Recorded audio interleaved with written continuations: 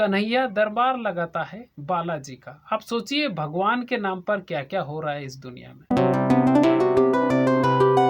दोस्तों, बहुत सारे परिवार बेटे के ना होने पर नाखुश होते हैं और बहुत सारे परिवार बेटी के ना होने पर नाखुश होते हैं, लेकिन ज़्यादातर परिवार बेटा नहीं होने पर ज़्यादा नाखुश होते हैं।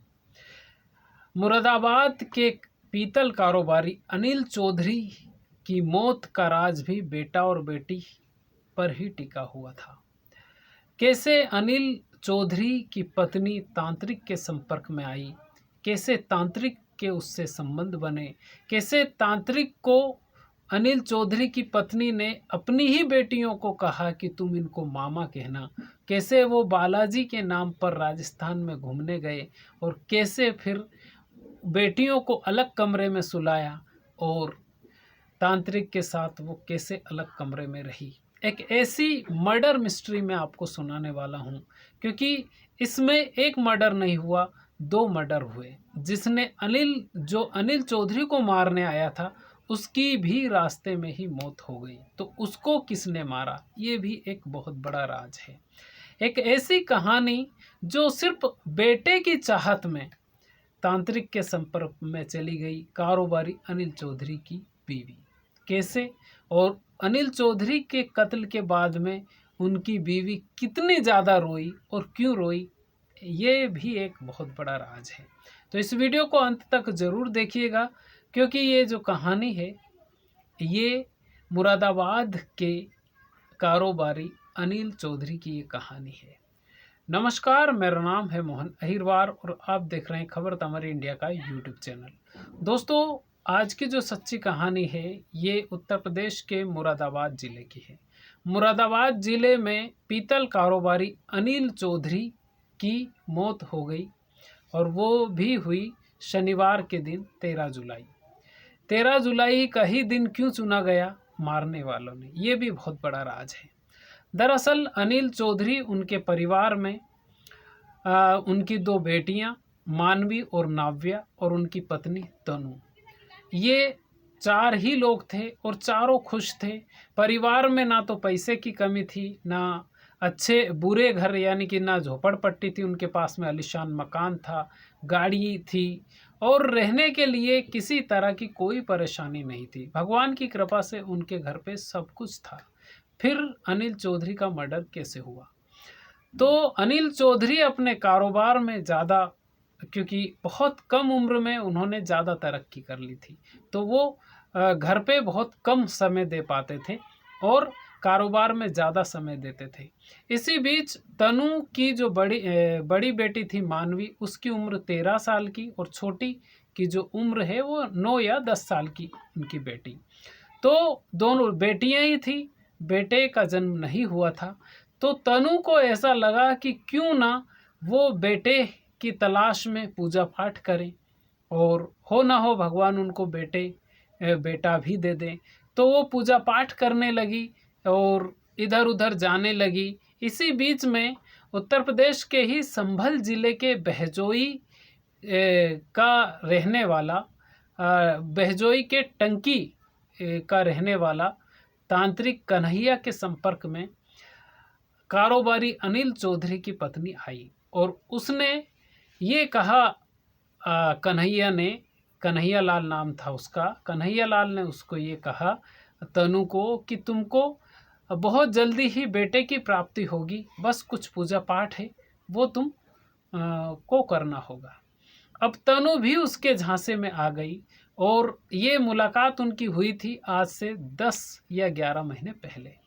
यानी 10-11 महीने पहले तनु कन्हैया से मिली और उसके बाद में ये जब मिलती जुलती रही तो कब तनु को कन्हैया से और कन्हैया को तनु से प्रेम प्रसंग हो गया, तनु को भी पता नहीं चला। अब बहजोई और मुरादाबाद ये काफ़ी दूर है, तो संभल ज़िले से कन्हैया, जहाँ पर तनु यानी अनिल चौधरी जहाँ पर रहते हैं, वहाँ पर ही एक अमोद गुप्ता यानी कि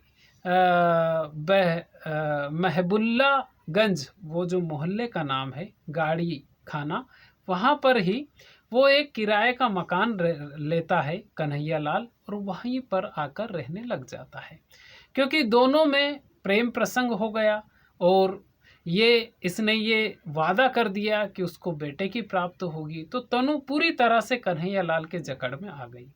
लेकिन कन्हैया लाल उन्हीं के मोहल्ले के बाजू में ही रहने लग गया और कन्हैया लाल बालाजी के नाम पर दरबार लगाता है। कई लोग उसके पास आते हैं। शनिवार के दिन ये दरबार लगाता है, लोगों की मन्नतें पूरी होती है।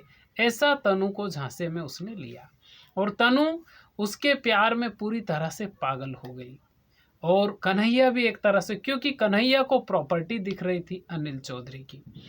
ऐसे में जब तनु लगातार मिलती रही और जब भी शनिवार के दिन कन्हैया लाल दरबार लगाता था तो तनु और उनकी दोनों बेटियां भी कन्हैया लाल के दरबार में शनिवार के दिन जाती थी। लेकिन सारे जो भी लोग वहाँ पर आते थे वो लोग तो चले जाते थे, लेकिन तनु घंटों कन्हैया लाल के ही रूम में रहा करती थी और दोनों बेटियों को घर पे छोड़ देती थी, या फिर दोनों बेटियां ट्यूशन चली जाती थी तब वो कन्हैया लाल को घर पे बुला लेती थी और घंटों दोनों साथ में रहा करते थे। ऐसे में मोहल्ले वालों को शक न हो इसके लिए तनु ने कहा कि ये उसका मुंह बोला भाई है। कन्हैया को मुंह बोला भाई बना लिया और अपनी बेटियों से कहा कि ये तुम्हारा मामा है, यानी उसको मुंह बोला भाई बना लिया।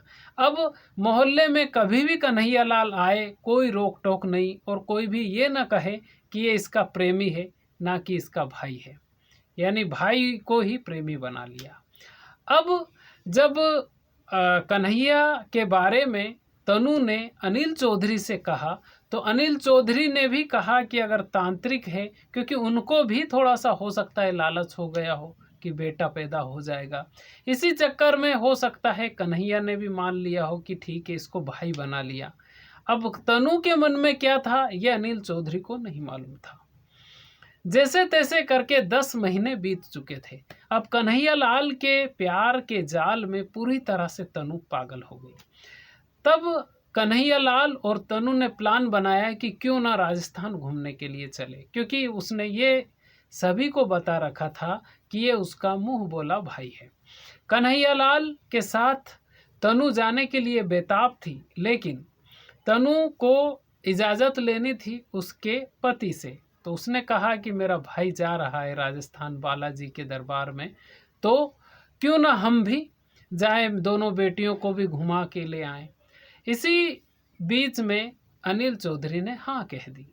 अब दोनों जाते हैं राजस्थान घूमने के लिए। तो जहाँ पर ये ठहरे हुए थे वहाँ पर ये 2 कमरे बुक करते हैं। तो एक कमरे में तो दोनों बेटियों को सुलाती है तनु, और एक कमरे में तनु और तांत्रिक कन्हैया दोनों एक कमरे में सोते हैं, रात भर एक कमरे में रहते हैं। अब क्योंकि बेटियां भी समझदार है, 13 साल की जो बेटी होती है या बेटा होता है वो छोटा नहीं होता है, समझदार ही आप कह सकते हैं, चाहे नाबालिग है लेकिन समझदार ही कह सकते हैं। ऐसे में उसी दिन तनु और कन्हैया ने एक रील बनाई और रील को अपलोड कर दिया। वो जब राजस्थान से मुरादाबाद में आ गए तो जैसे धीरे धीरे वो रील वायरल हुई तो कारोबारी यानी पीतल कारोबारी अनिल चौधरी के पास तक भी वो पहुंची। उन्होंने जैसे ही देखा कि अच्छा ये भाई नहीं, ये तो कुछ और ही चल रहा है, तो उन्होंने अनिल चौधरी ने तनु के ऊपर पाबंदी लगा दी कि तुम आज से कहीं नहीं जाओगी, ना तो तुम्हारे भाई से मिलोगी और ना ही उसको घर पे बुलाओगी। ऐसे में क्योंकि उनको पूरी तरह से ये पता चल गया था कि उनकी गैर मौजूदगी में क्या चल रहा है, फिर भी तनु कन्हैया से मिलने के लिए बेताब रहती थी और उससे किसी न किसी बहाने मिलती ज़रूर थी। ऐसे में जब उसने सोचा तनु ने कि ये बार बार रोकता है टोकता है, तो उसने ये बात कन्हैया को बताई। कन्हैया को पहले तो तनु ने ये कहा कि एक काम करते हैं, यहाँ से भाग चलते हैं, लेकिन कन्हैया को करोड़ों की प्रॉपर्टी दिख रही थी, तो उसने कहा कि क्यों ना अनिल चौधरी को ही रास्ते से हटा दिया जाए। अब ये बात जैसे ही अनिल चौधरी की पत्नी तनु ने सुनी, इस वीडियो को अंत तक ज़रूर सुनिएगा क्योंकि कैसी ये कहानी है, कुछ ऐसी कहानियाँ बहुत कम सुनने के लिए मिलती हैं। अब जैसे ही तनु को कहा कि अनिल चौधरी को रास्ते से हटा देते हैं, उसने तुरंत हाँ कह दिया कि ठीक है, ऐसा कर दो। अब अनिल चौधरी को रास्ते से हटाने के लिए कन्हैया प्लान बनाने लगा। तो कन्हैया के साथ एक और चेला आया था संभल जिले के बहजोई से ही, उसका नाम था मोहित। मोहित और कन्हैया एक ही रूम में रहा करते थे, वो चेला था। तो उसने कहा कि देखो, अगर ये मर्डर हो जाता है अनिल चौधरी का, तो तुमको भी कुछ हिस्सेदारी मिल जाएगी। यानी मोहित ने भी हाँ कर दिया। जिसके मकान में कन्हैया रहा करता था उसका नाम था अमोद गुप्ता। अमोद गुप्ता पीड़ित था, कैंसर पीड़ित था और नशे का आदी था, और दिन रात कन्हैया के पास ही रहा करता था। कन्हैया पीने खाने के लिए उसको पैसे दिया करता था। कन्हैया ने दोनों को एक तरह से राजी कर लिया और कहा कि तुम्हें एक काम करना है और इसके बदले तुमको पैसे मिलेंगे। दोनों, मोहित और अमोद दोनों हाँ कर देते हैं। और हाँ करने के बाद में शनिवार का दिन आता है, क्योंकि शनिवार के दिन तांत्रिक कन्हैया दरबार लगाता है बालाजी का। आप सोचिए भगवान के नाम पर क्या क्या हो रहा है इस दुनिया में। बालाजी का दरबार लगाता है। दरबार लगाने के बाद में सारे लोग तो चले जाते हैं और उसी दरबार में तनु और उसकी बेटियां भी वहाँ पर आती हैं, लेकिन वो बेटियों को तो वापस से घर छोड़ देती है और फिर कन्हैया के रूम पर फिर से जाती है। और कन्हैया, अमोद और मोहित और तनु मिलकर एक प्लान बनाते हैं, और प्लान ऐसा बनाते हैं कि रोंगटे खड़े करने वाला प्लान बनाया। प्लान जब उन्होंने बनाया और प्लान बनाने के बाद में वो तनु आ गई उसके घर पे। ये प्लान मैं आपको आगे बताऊंगा। जब वो घर पे आ गई तनु, तो रात में 1 बजे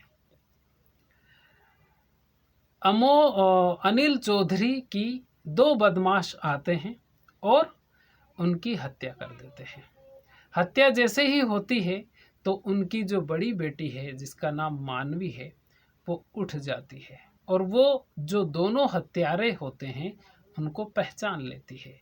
वो उसकी मम्मी को भी उठाती है और उसको मम्मी को जब उठाती है उसको कहती है, और वो जब हत्यारे हत्या करके भाग जाते हैं।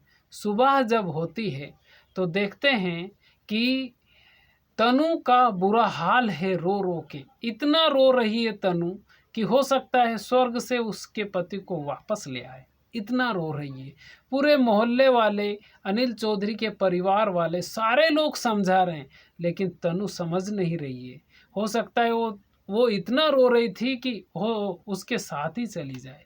लेकिन जब पोल पट्टी खुलना शुरू हुई तो पुलिस वाले ने देखा कि उस घर में हर जगह ब्लडिंग हो रही थी, हर जगह। ये मतलब दरवाजे से लेकर तो बेडरूम तक, और दरवाजे के बाहर भी ब्लडिंग हो रही थी, मतलब ब्लड बह रहा था। छींटे उनको मिले पुलिस वालों को।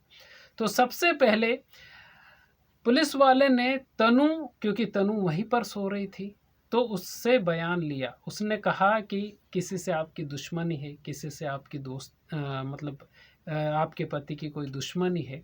तो उसने कहा कि मैं जाग तो गई थी लेकिन मैंने हत्यारों को नहीं पहचाना। अब जब बयान तनु की बड़ी बेटी मानवी से पूछा तो उसने कहा कि उसके पापा का जो कत्ल है वो मोहित और अमोद अंकल ने किया है। अब जैसे ही मोहित और अमोद का नाम आया तो फिर से पुलिस ने छानबीन शुरू की, और छानबीन जैसे ही शुरू की उसके मतलब सुबह होते होते एक और कत्ल, जिस अमोद गुप्ता का नाम लिया था मानवी ने, उस अमोद गुप्ता की लाश अनिल चौधरी के घर के कुछ दूर ही पड़ी हुई थी।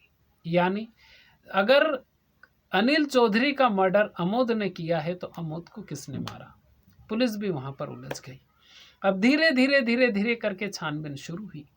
छानबीन जब शुरू हुई तो फिर से पुलिस ने अनिल चौधरी की जो बड़ी बेटी है उसको बिल्कुल प्रेम से बिठाया और उससे पूछा कि बेटी सच सच बताओ कि बात क्या है, क्योंकि वो डर रही थी। उसकी मम्मी ने उसको जैसा कहा वैसा उसने बयान दिया, लेकिन जब पुलिस वाले ने उसको बिल्कुल प्रेम भाव से पूछा तो उसने सारी कहानी बता दी। उसने कहा कि मम्मी जानती है उन दोनों को, मोहित और अमोद दोनों को मम्मी जानती है, लेकिन ये मना कर रही है क्योंकि ये भी उठ चुकी थी। जब ये बात उसने कहा और ये भी बताया तनु की बेटी ने कि जब वो चाकू मार रहे थे उस वक्त मम्मी मोबाइल की फ्लैश लाइट ऑन करके बता रही थी कि यहाँ पे भी मारो, यहाँ पे भी मारो। अब अनिल चौधरी की जो वाइफ थी जिसका नाम तनु था, उसकी पोल पट्टी खुली तो फिर पूरी कहानी सामने आ गई। जब कहानी सामने आई तो मैंने आधी तो आपको बता ही दी है। जो लास्ट वाला एंडिंग सीन है वो ये है कि अनिल चौधरी की जब मर्डर हुआ तो घर पे वहाँ पर तांत्रिक के वहाँ पर प्लान बना और तनु ने पुलिस वालों को बताया कि शनिवार के दिन ही प्लान बन चुका था। जब वहाँ से आई तो प्लान ये बना कि जैसे ही अनिल चौधरी घर पे आते हैं उनके खाने में नशीली दवाई मिलाई जाएगी। नशीली दवाई मिलाने के बाद में जैसे ही, और नशीली दवाई दोनों बेटियों को भी देना है, लेकिन अनिल चौधरी ने खाना खा लिया, छोटी बेटी ने खाना खा लिया, लेकिन जो बड़ी बेटी थी मानवी उसने खाना नहीं खाया और वो सो गई थी। यानी एक जो शख्स जिसने खाना नहीं खाया वो थी बड़ी बेटी मानवी। मानवी ने खाना नहीं खाया और जैसे ही, और प्लान ये बना कि तुम लोग जैसे ही आना तो वहाँ पर तुमको दरवाज़ा खुला मिलेगा और मैं तुमको बताऊंगी कि कहाँ पर अनिल चौधरी सो रहे हैं। वैसे एक ही बेड पर सो रहे थे। जैसे ही वो अंदर घुसे दबे पांव अंदर घुसने के बाद में वो जैसे ही चाकू मारने लगे और मतलब उनका मर्डर करने लगे, उसी अंतराल में तनु की जो बड़ी बेटी थी मानवी, क्योंकि उसने वो खाना नहीं खाया था तो उसकी नींद खुल गई। उसने देखा कि मोहित और अमोद नाम के जो शख्स हैं ये उसके पापा के ऊपर हमला कर रहे हैं और उसकी जो मम्मी है वो फ्लैश, मोबाइल का जो फ्लैश है उसको ऑन करके बता रही है कि यहाँ पे मारो, यहाँ पे मारो। जब कम से कम 15 बार वार कर दिए उसके बाद में तनु ने कहा कि 3-4 बार और करो। ये बात मानवी ने बताई कि उसकी मम्मी ने कहा कि 3-4 बार और करो ताकि ये बच ना जाए। जैसे ही मानवी उठी तो ये जब जैसे चिल्लाई तो नशे में काफ़ी ज़्यादा था अमोद के हाथ की नस उस दिन कट गई जब वो वार कर रहा था। और जैसे ही ये भागने लगे तो बाहर तक जो ब्लड हुआ वो अमोद गुप्ता का था। अमोद गुप्ता के हाथ में काफ़ी ज़्यादा ब्लड बह रहा था और कन्हैया उनको छोड़ने घर तक आया था। वो बाहर इंतज़ार कर रहा था इन दोनों का। जैसे ही ये मोहित और अमोद बाहर निकले, तैयार बैठा हुआ था वहाँ पर कन्हैया लाल ने बाइक पर दोनों को बिठाया, लेकिन रास्ते में ही अमोद गुप्ता बेहोश हो गया। जब बेहोश हो गया तो कन्हैया तांत्रिक और उसका चेला मोहित वहीं पर उनको उस अमोद को छोड़कर भाग गए। सुबह देखा तो अमोद की भी मृत्यु हो चुकी थी। अब सिर्फ जो कहानी में मैंने आपको पूरी सुनाई, इस कहानी में सिर्फ बेटे का लालच, मतलब संतान प्राप्ति का जो लालच है उसी ने तांत्रिक से मिलवाया। नहीं तो तनु को ना तो घर में किसी तरह की कमी थी, ना पैसे की थी, ना दौलत की थी, ना कार की थी, ना गाड़ी की थी, ना घूमने फिरने की थी, किसी तरह की भी कोई भी गलती नहीं थी। और अनिल चौधरी की जो उम्र थी मात्र 32 साल थी, ज़्यादा उम्र उनकी नहीं थी। छोटी सी उम्र में ही उन्होंने काफ़ी बड़े काम कर दिए थे। लेकिन जो प्लान बनाया था वो ये था कि इसको लूट का नाम देना है। जब मर्डर हुआ तो तनु ने ये प्लान बनाया था कि इस जो हत्याकांड होगा इसको लूट का नाम देना है। लेकिन जब मानवी जग गई तो जगने पर वो प्लान बदल गया और वहाँ पर उसने कहा कि वो दोनों को नहीं पहचानती, लेकिन मानवी ने सबका खुलासा कर दिया। उसने ये भी कहा कि राजस्थान जब गई थी तो वहाँ पर उन दोनों बहनों को अलग कमरे में सुलाया था और तांत्रिक और ये तनु अलग कमरे में सोई थी। और इसका पूरा जो बात है वो उसके पापा को, अनिल को बता दी गई थी। उसी दिन से पाबंदी लगा दी गई थी। और जो कन्हैया है वो प्रॉपर्टी के लालच में फंस गया था, नहीं तो वो लेकर भाग भी सकता था। लेकिन उसने सोचा कि रास्ते से कांटा भी हट जाए और जो प्रॉपर्टी है वो तनु के नाम पर हो जाएगी तो जीवन भर ऐशो आराम करेंगे तनु और कन्हैया तांत्रिक दोनों मिलके। ये एक ऐसी कहानी थी जिसमें लालच, प्यार, धोखा, पति से धोखा, बेटियों से धोखा, परिवार से धोखा, सबसे उस पत्नी ने धोखा किया। दोस्तों, इस वीडियो को बनाने का मकसद या इस कहानी को सुनाने का मकसद किसी के दिल को ठेस पहुंचाना नहीं, बल्कि आपको जागरूक करना है। दुनिया में ऐसे ऐसे लोग हैं जो कभी भी कुछ भी कर सकते हैं, तो ऐसे लोगों से बच के ज़रूर रहना चाहिए। दोस्तों, अगर आप चैनल पर पहली बार आए हैं तो चैनल को सब्सक्राइब ज़रूर कर लीजिएगा और जो बेल आइकॉन है उसको आप ज़रूर दबा दीजिएगा। खुश रहिए, अपने माता पिता का ख्याल रखिए। अगर आपके घर में आपके दादा दादी हो तो 24 घंटे में 1 घंटा आप उनके पास ज़रूर बैठिए, क्योंकि वो जो आपको नॉलेज दे सकते हैं, वो जो आपको संस्कार दे सकते हैं, दुनिया की कोई यूनिवर्सिटी, कोई स्कूल कॉलेज ऐसे संस्कार नहीं दे सकता जैसे संस्कार हमारे घर के बड़े बुजुर्ग दे सकते हैं। तो खुश रहिए। बहुत बहुत धन्यवाद आपका।